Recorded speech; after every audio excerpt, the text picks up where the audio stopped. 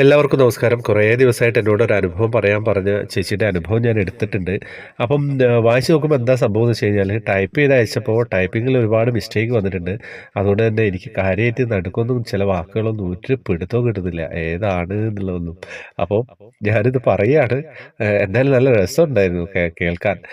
ചേച്ചി ഉദ്ദേശിച്ച് തന്നെയായിരിക്കുമോ ഞാൻ പറയുന്നതെന്ന് എനിക്ക് കൃത്യമായിട്ട് പറയാൻ പറ്റില്ല. എങ്കിലും ആ അനുഭവം നിങ്ങൾ കേൾക്കാൻ നിങ്ങൾ കേട്ട് നോക്കുക. അത് അനുഭവം അങ്ങനെ തന്നെയല്ലേ. എൻ്റെ പേര് രജനി. എനിക്കുണ്ടായിരുന്ന ഒരു കൃഷ്ണാനുഭവം പറയണമെന്ന് തോന്നിയിട്ട്. ഗുരുവായൂരപ്പന് ആയിട്ട് കുറച്ചു കാലമായിട്ട് കൂടുതലൊരു അടുപ്പുണ്ട് ട്ടോ. എന്തെനിക്ക് കിട്ടിയാലും ഞാൻ ഭഗവാന് നിവേദിക്കും. സ്വന്തമായൊരു വീടില്ല എന്നതാണ് സത്യം. എൻ്റെ വീട്ടില് 3 വർഷമായി നിൽക്കുന്നു. വീടായിട്ടില്ല.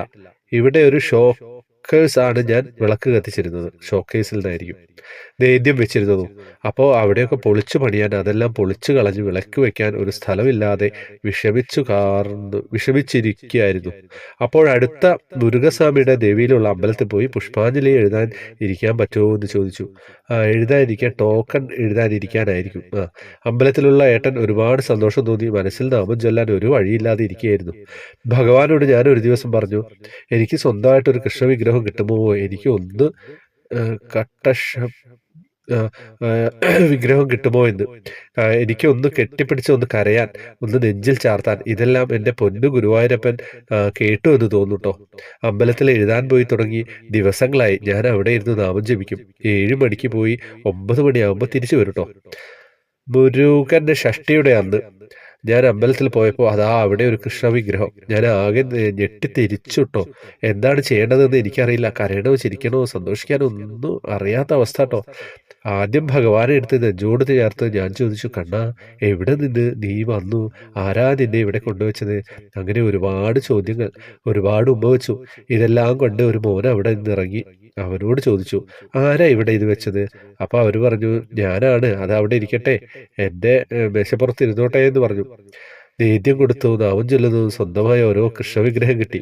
എനിക്ക് താലോലിക്കാനും മടിയിലിരുത്തി നാമം ചൊല്ലാനും താലോലിക്കാനും തലോടാനും സ്വന്തമായിട്ട് ഒരു പൊന്നുണ്ണിക്കണ്ണനെ എന്നെ തേടി വന്നു എൻ്റെ കണ്ണൻ. അതാണ് സത്യം. നമ്മൾ വിചാരിച്ചാൽ അത് ഗുരുവായൂരപ്പൻ നടത്തിത്തരും. അത് സത്യമാണ് ശ്രീകാന്ത് സാർ. എന്തായാലും രാവിലെ മുരുകൻ്റെ അമ്പലത്തിൽ പോയിട്ട് പുഷ്പാഞ്ജലിക്ക് ഷീറ്റ് എഴുതാൻ ഇരിക്കുന്നിടത്ത് കൃഷ്ണവിഗ്രഹം വന്ന് ചേച്ചിയുടെ കയ്യിലെത്തി എന്നുള്ളതാണ് ഈ അനുഭവത്തിൽ നിന്ന് മനസ്സിലാവുന്നത്. എന്തായാലും ചേച്ചി എഴുതി അയച്ചു തന്നിട്ടുണ്ട്. അപ്പം എല്ലാവരും എഴുതുമ്പോൾ ടൈപ്പ് ചെയ്യുമ്പോൾ നമ്മളെ ടൈപ്പ് ചെയ്യുന്ന ആളുടെ മിസ്റ്റേക്ക് ആവില്ല. അത് കീബോർഡിൽ വരുന്നത് പല വാക്കുകളും വേറെ രീതിയിലൊക്കെയാണ് വരിക. അപ്പോൾ അത് നിങ്ങൾ പ്രൂഫ് റീഡ് ചെയ്യുക. നിങ്ങൾ എഴുതിയത് നിങ്ങൾ തന്നെ ഒന്ന് ആദ്യം വായിച്ച് നോക്കുക. എന്നിട്ടാണ് അയച്ചു തരേണ്ടത്. വേറെ വിശേഷങ്ങളൊന്നുമില്ലല്ലോ.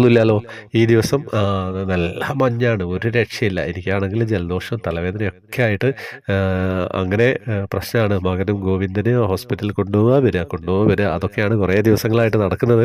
അപ്പോൾ മഞ്ഞിൽ എന്തായാലും അമ്മമാരൊക്കെ എല്ലാവരും ശ്രദ്ധിക്കട്ടോ. രാവിലെ നമ്മൾ പ്രായമാകുമ്പോഴൊക്കെ ന്യൂമോണിയൊക്കെ ആയിക്കഴിഞ്ഞാൽ വലിയ പ്രശ്നമാണ്. ഇപ്പം ഞാനിപ്പോൾ ഹോസ്പിറ്റലിൽ കുറേ ദിവസമായിട്ട് അങ്ങോട്ട് പോയി വന്നുകൊണ്ടിരിക്കുകയാണ്. ഒരു ബന്ധു ഹോസ്പിറ്റലുണ്ട്, ന്യൂമോണിയ ആണ്. അപ്പം അത് ശ്രദ്ധിക്കുക കേട്ടോ എല്ലാവരും. രാവിലെയൊക്കെ നേരത്തെ എണീക്കുന്നവരൊക്കെ പുറത്തേക്ക് പോകുന്നതൊക്കെ എല്ലാവരും ഉപദേശിക്കേണ്ട എന്നുള്ളതൊക്കെ അറിയാം നിങ്ങൾ. എങ്കിലും നമ്മളിത് വീഡിയോ ചെയ്യുമ്പം ഇത്തരം കാര്യങ്ങളൊക്കെ ഒന്ന് പറയണ്ടേ. ഡേ ടു ഡേ ലൈഫിൽ നമ്മൾ അങ്ങോട്ടും ഇങ്ങോട്ടും കോണ്ടാക്ട് ചെയ്യുന്നവരാണ്. അപ്പം ഈ പറയുന്നത് നിങ്ങൾ എടുത്തു കഴിഞ്ഞാൽ നിങ്ങൾക്കറിയാം ഇതൊക്കെ കാര്യങ്ങളൊക്കെ. പക്ഷേ എങ്കിലും ചില സമയത്ത് നമുക്ക് ഇതൊന്നും ചെയ്യാതിരിക്കുക, ഇതേമാതിരി പാലിക്കാൻ പറ്റില്ല. നമുക്ക് തണുപ്പിൽ പോവേണ്ടി വരും. അപ്രതീക്ഷിതമായിട്ട് പൊടിയിലൊക്കെ എത്തിപ്പെടേണ്ടി വരും. ഇപ്പോഴത്തെ കാലാവസ്ഥ എങ്ങനെയാണ്? ചൂടും തണുപ്പും മഴയും മഞ്ഞും എല്ലാം കൂടെ ആയിട്ട് മിക്സ് ആയിട്ടുള്ള. അപ്പോൾ അതിനോട് പ്രതിരോധശേഷി ആർജിച്ച് വരിക. പുതിയ തലമുറ പിന്നെ ഇതിലേക്കാണ് ജനിച്ച് വീഴുന്നത്. അവർ സ്വാഭാവിക പ്രതിരോധം ഉണ്ടാവും. പക്ഷേ പഴയ തലമുറയ്ക്ക് ഈ കാലാവസ്ഥയെ അത്ര പരിചയമില്ല. നമ്മൾ സിസ്റ്റമാറ്റിക്കായിട്ടുള്ള കാലാവസ്ഥയിലൂടെ ജീവിച്ചു വന്നാണ്. ഇപ്പോൾ അത് അങ്ങോട്ട് മാറിക്കൊണ്ടിരിക്കുന്നു. അതൊക്കെ ഇവിടെ പറഞ്ഞ എന്താണെന്ന് വെച്ച് കഴിഞ്ഞാൽ നമ്മുടെ ചാനൽ കാണുന്നത് ഒരുപാട് എനിക്കിതിൻ്റെ ഡെമോഗ്രാഫിക്സ് വരുമ്പോൾ അറിയാം ഏത് ഏജിലുള്ള ആളുകളാണ് കൂടുതൽ ഇത് കാണുന്നത്. അപ്പോൾ അവരോടാണ് ഈ കാര്യങ്ങളൊക്കെ പറയുന്നത്. ശ്രദ്ധിക്കുക കേട്ടോ. വേറെ വിശേഷങ്ങളൊന്നുമില്ലല്ലോ. അപ്പോൾ ഈ രജനി ചേച്ചിയുടെ ഈ അനുഭവം എല്ലാവരിലേക്ക് എത്തിക്കുക. വാട്സപ്പ് ഗ്രൂപ്പിലേക്ക് വരാം. കൃഷ്ണവിഗ്രഹങ്ങളെ സമ്മാനങ്ങൾ കൊടുക്കുന്നുണ്ട്. ദിവസവും നമ്മളിപ്പോൾ ഓരോന്നായിട്ട് കൊടുക്കാൻ ശ്രമിക്കുന്നുണ്ട്. ഹരേ കൃഷ്ണ. വേറെ ഒന്നും പറയാനില്ലല്ലോ.